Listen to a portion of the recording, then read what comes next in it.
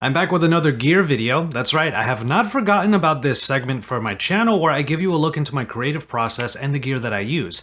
Now, I'm not strictly a camera reviewer, but I have had the privilege of checking out a lens that has been in high demand as of late, and it's on a really interesting and impressive Sony full-frame camera. So let's just talk about all of this, and along the way, I'll give you some thoughts on this Sony a7C, and more importantly, the new premium lens that is attached to it, this Sony 35mm f1.4 G Master.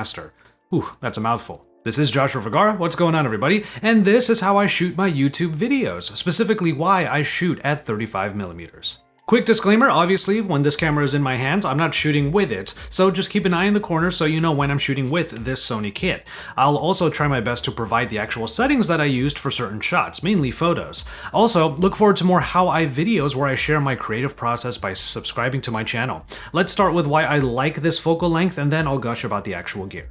Focal lengths are just one aspect of the creative process, and it does dictate quite a lot regarding the look of your footage. But late last year, I finally took the plunge and went into the full-frame game.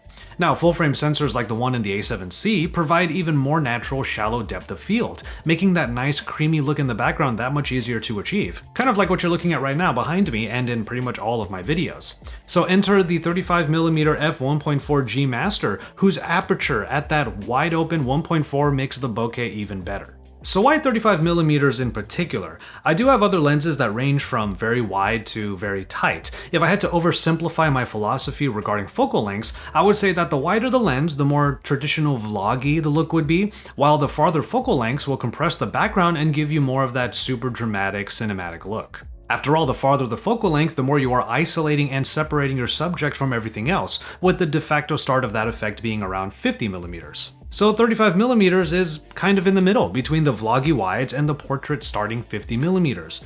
35 is also roughly what the human eye perceives, so it's a pretty good recreation of both the subject and the scene it inhabits, making it a worthwhile general purpose or even street photography choice. By the way, there's also a trick to getting a bit more length if you really need it, and that's through the settings in your camera, but I'll share that later. So obviously something like 35mm is not ideal for vlogging, even when I have the camera on a switch pod and I'm really trying to hold it out. You only get like the upper chest and above when you want to have a wider lens to get more view and the environment in your shot. But the majority of my work is done sitting down, or standing in this case, doing talking head A-roll like this. I don't even have to go very far away from the camera to achieve this classic look. Literally every video that you've seen here on my channel is done at around 35mm, somewhere between 30 and 35. But the other reason why I love 35mm is because it makes my work easier without too much compromise. With how good in-body stabilization is these days, many of my shots are easily done handheld, and at 35mm, I can actually get a lot of shots by holding the products, usually phones, in one hand while peering through the viewfinder of my camera in the other. And as you can see, I don't really have that much wingspan like someone like Marques Brownlee. So that's what you're generally seeing in the majority of my videos, using the built-in stabilization to give it some natural camera shake, even though I am still doing my best to be absolutely steady. There's a lot of flexing going on from arm to body in many of those shots, I'll admit. So clearly the 35mm focal length alone in principle covers a ton of my needs, being a good go-to for stationary A-roll like these talking heads, and definitely a good all-purpose lens for my B-roll. Now add on to all of that a nice wide aperture, and that just adds to the mix, helping me use the depth of field as my method of separating subject from environment. Honestly, give me a good 35mm that satisfies these three main aspects and I can get virtually any YouTube video done without much fuss. So a good 35mm lens is my one and done. Thus, it's no surprise that a 35mm G Master would get some high praise from me as it has from so many other proper camera reviewers.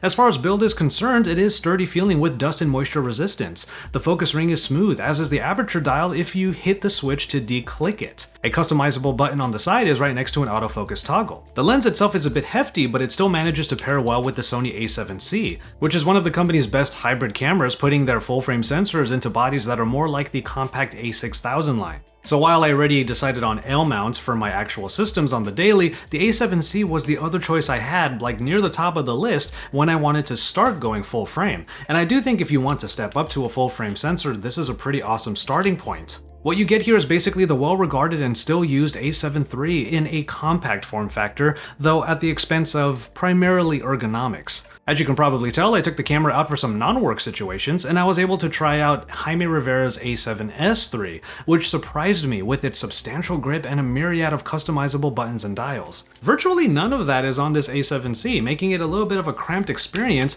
and one that requires you to slog through the old menu system that the a7S III finally updated. The a7C also inherits a certain lack of features from the a7 III. Native 120 frames per second video recording is really awesome to see, but it's only at 1080p.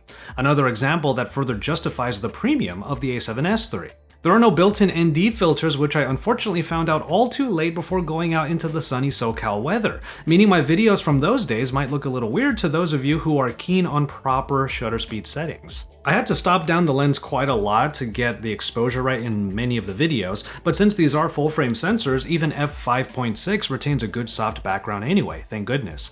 The thing that really hurts the most though in this camera and in this setup is the stabilization. While there is steady shot as an option in here, it just isn't as good as the sensor shift stabilization that I've used on plenty of other bodies. I get that there is gyro data also being recorded and then you can use it to stabilize in post, but I'm just spoiled by the sensor shift and even optical stabilization that is done in the moment while you're recording.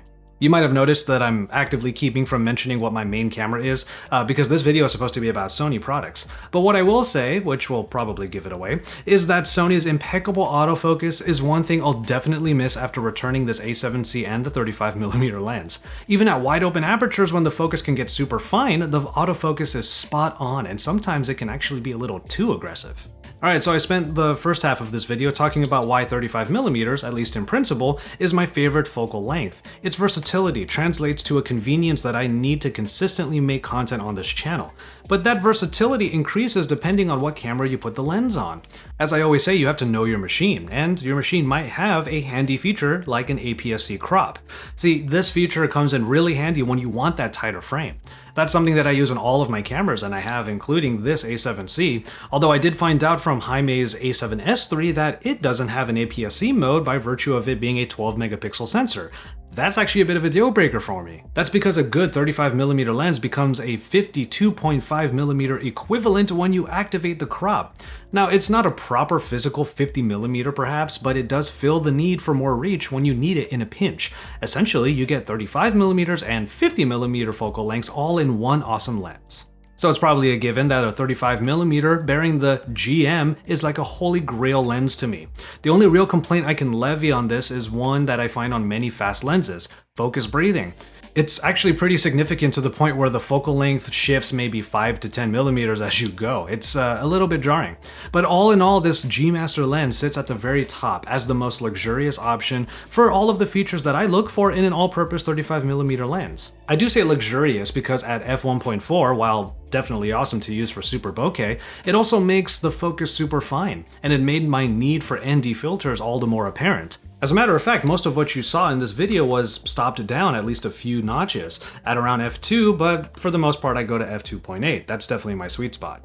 But as per usual, you have to understand what your needs are and if the extras and the extra capabilities of a lens that costs this much is ultimately worth it.